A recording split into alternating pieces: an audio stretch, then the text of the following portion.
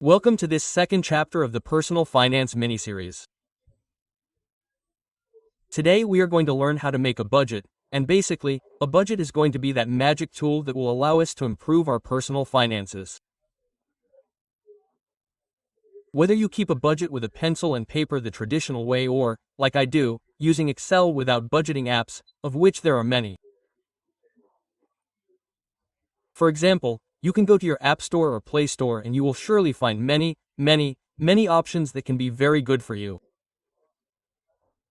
However, yours truly is perfectly suited for Excel. So, let's get started.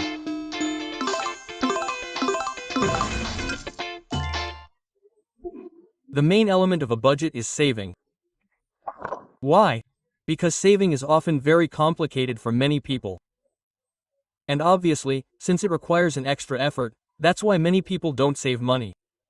But how about spending? There you go, right? Add some avocado and let's pay here and spend here and spend and spend and spend. But the 15th paycheck arrives, the end of the month arrives, or your business collection comes and you say, hey, I don't have much left for myself. What am I doing wrong? Quote. Well, basically, we're not having the patience or discipline that saving requires, because saving offers you many advantages.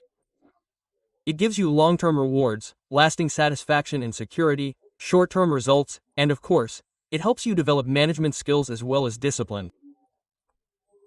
And the backbone of any budget should be savings goals. And now I'm going to give you some very simple tips that you can use to make your budgets correctly. Basically, having a savings goal will give you a fairly clear direction of what you want to achieve and in how much time. For example, you can say, let's see, in a year from now I want to end up with savings of 10,000 pesos, or I want to have savings of $1,000 after this year and a half. And this will help you make adjustments to your budget month after month so that you can achieve your goal even sooner than you originally planned. It's something that we often underestimate, but the power of goals is quite strong and powerful. For example, I don't know if you've ever done this exercise in the mornings where when you wake up you program yourself to do something well. For example, a really good technique is to tell yourself every day before you wake up, today I'm going to run for at least 20 minutes. Today I'm going to read at least 5 pages. Quote, and you repeat it to yourself all day long. And what do you think? In the end, you achieve it and you end up fulfilling it. And basically, the fact that you make a budget this way will help you a lot because you're going to include that in your goals, wanting to have a different financial situation than today at a certain point in time. Hey, great! I like this idea of goals because from here on out I'm going to make a really good budget. Here are some tips for doing this. Well, here they go. 1. Make a list of your goals, and 2. Organize them into short, medium, and long-term time frames. And this is very important. Why? Because if you have a short-term goal, such as going to a Shakira or Colt concert in 6 months, you will receive a reward from the savings you are making and budgeting for, and that will motivate you to continue setting goals, both short, medium, and long-term. Short-term goals are obviously easier to achieve than long-term goals because we see the results soon. When people see results soon, it motivates them, and in this way we continue to make progress with our finances and investments. In the case of personal finances, something I really encourage you to do is focus much more on short-term goals than long-term ones, because if you don't see results soon, you will give up. For example, someone who wants to lose weight, if they don't see results soon, they will end up losing their goal. Or someone who, for example, wants to start a podcast, but they see that not even 3 people watch the podcast and they've only done 4 episodes, well, they're going to abandon it because they're not seeing results. But if you set small goals and continue with a certain consistency, you'll surely achieve that goal. And this goes hand in hand with the third tip, analyzing what financial habits you need to change and how you're going to be able to adjust them, whether your goals were really well made or poorly made. And the 5th tip, have commitment and consistency. Consistency is key, and in order to be a consistent person, you must achieve those small goals step by step. That's key. So, to recap, small goals, medium goals, long-term goals. Focus on the small ones because here you're going to build discipline and consistency. However, don't lose sight of the long-term goals. And well, that's it for the title of our budget, which is basically the goal or series of goals that we want to achieve. And once we have this, now we have to add some numbers. It's really lazy, I understand that, but it's part of the process. You have to know how much you're earning, and you have to know, of course, how much is being taken away from you. Because, for example, there are people who, maybe, start a job and earn 10,000 pesos, but they don't really earn that 10,000 because taxes are being taken out, and then there are fixed expenses, like housing, transportation, food, or you may have for example, variable expenses, like going to the movies or going out to a coffee shop. You have to have all that written down and budgeted if you really want to improve your finances. That's why we're going to start with 2 columns that you see here. It says, your current financial status, monthly income, what did you earn that money from, and how much did you earn and add it up, quote, and monthly expenses, what did you spend it on, how much did you spend and subtract them. And now, regarding expenses, you're going to have to manage them in a certain way. First, the fixed expenses, then the variable expenses, and then the savings part. But, Luis, how do I start budgeting, or how do I know how much I should spend? Is that right? Is that wrong? There are certain rules for this, but these rules as such are not made to be followed completely.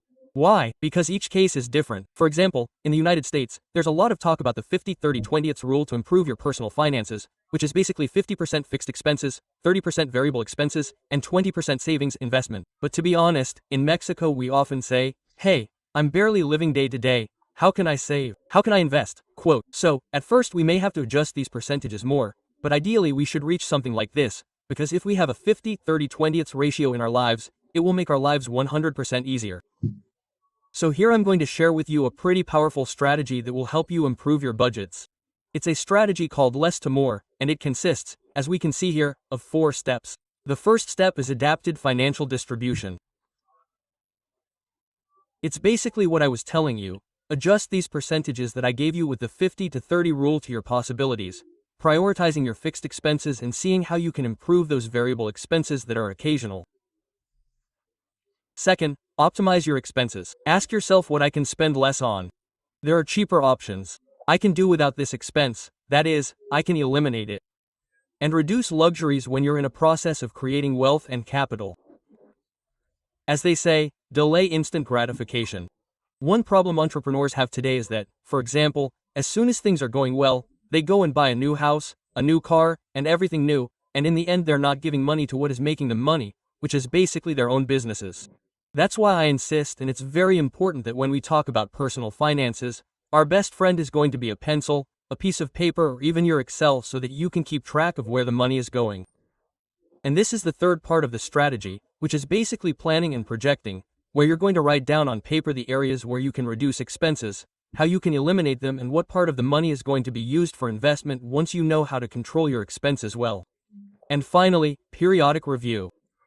Adjust your strategy as your income changes and maintain discipline. And please, listen to me on this because there are certain situations. For example, when a person works in a company, for example, they are the manager of an industrial plant and this manager may earn $3,000 a month and suddenly from $3,000 a month they earn $10,000 because they are a director. What is this person going to do? Instead of following a similar lifestyle to the one they had so that they could have more savings, more income and more capital in the future? Oh, no, let's go for a more expensive house. Let's go change cars. Let's move the children to better schools. Crap. And that person goes back to living with a noose around their neck when there's no need for it at all. And the worst thing about this is that if this person who is a director loses his salary, watch out, because then some pretty complicated problems will arise. That's why I insist, let's not skimp on efforts to learn about personal finances and subscribe to Luis Mi Negocios channel because you think it's going to change your life. So, here's what we have to see. Learn to spend better. Basically, adjust your fixed expenses, which although they're difficult to reduce, every penny counts. So, if you can do it, all the better. And next, necessary cases, which aren't so necessary, should be avoided as much as possible, especially when we're accumulating capital or money. You have to be an informed consumer about where you can find certain products, where they are cheaper, how to make them work, how to make that product last as long as possible, and avoid falling into a cycle of changing them when it is not necessary. For example, people who buy an iPhone 12, 13, 14, 15, 16, 17, 18 every year, what need? If perhaps the phone is working quite well for you and it is not so mega indispensable for your job, keep it for 2, 3, 4 years. There is no need to spend more. That is what I am getting at. That is what I want you to make a habit of. Like saying, if I don't have to spend, why should I go and spend? There are people who even say, oh, I have to spend. No, this is not radical capitalism. What I want to do here is change this, to find a way to say, look, if I don't have to spend, I won't spend. I would rather be 1 peso richer today than 1 peso poorer today. So let's be very careful with this. Next tip, variable expenses. When we're talking about variable expenses to improve your budget, what you have to look at here is the following. This is the biggest area of opportunity that you have, because basically all variable expenses can be dispensable. A variable expense, for example, is going out to restaurants. So, if we want to go out, for example, to a restaurant and go out to eat, we can do without that. If we're really going through a difficult time, a tough time, it's better not to do it. Or, if we have the possibility, do it in the most austere way possible, but without stopping to enjoy it, because believe me, you can. Believe me, you can share a dish, believe me, you can order a dish and perhaps skip the dessert, but the point is that you maximize the benefit without sacrificing your pocketbook and your wallet, especially if you're not in a position to do so.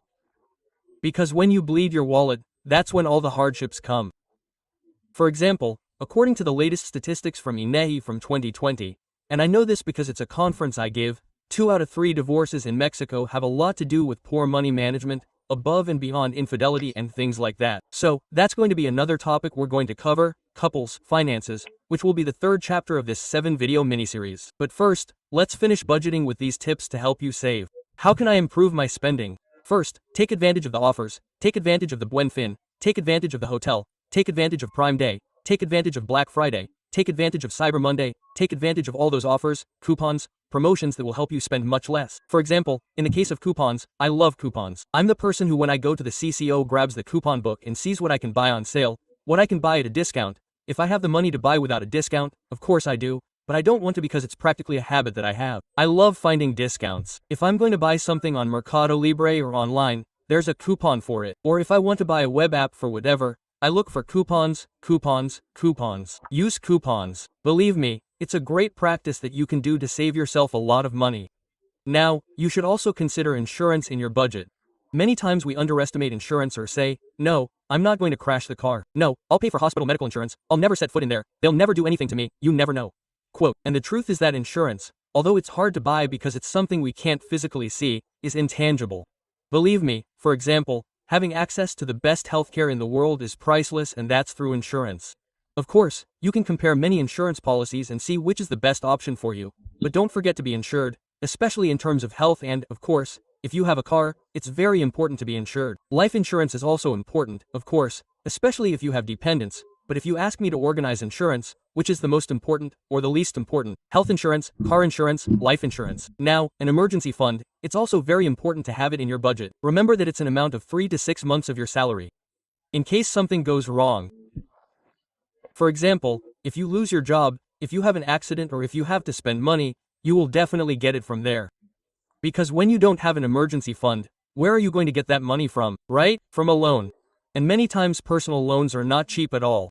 So be very, very careful with this. And finally, for example, right now talking about insurance, what are the 7 expenses that you absolutely have to make? Here it goes. Let's go quickly so you don't get bored. First, spend on education, and I'm going to call it an expense as such. These are investments with what I'm going to tell you, but spend it. Spend on education. If you see a course that will help you be better and learn better at your job, you can do it. For example, if you are someone who studied computer systems, but if you are seeing that this whole topic of artificial intelligence, development, data science is growing a lot, invest in your education because in the end it will help you open up more opportunities and it will mean more for your wallet. Second, invest in travel. Traveling is a great opportunity to broaden our horizons, and it also helps us reflect on things that we don't see in our daily lives because we're in our little bubbles. It's really worth it to disconnect, even for 2 or 3 days in the forest, on the beach or in another country, because this will help you have better air and a clearer head. 3. Your health. Invest in your health. It's much easier to invest in health prevention through eating well and exercising than obviously paying doctors. 4. Invest in tools that save you time. Remember that time is your most valuable asset, so if you can leverage these tools, do it. 5. Technology. Invest in technology. Companies invest in technology every day to be more efficient, sell more and have much higher profit margins. If big companies are doing this, why can't we? 6. Insurance. We already talked about it. Super important. And finally, 7. Spend on assets. Invest in everything that will give you more money sooner or later. And if it's through financial leverage, it's also a pretty good thing.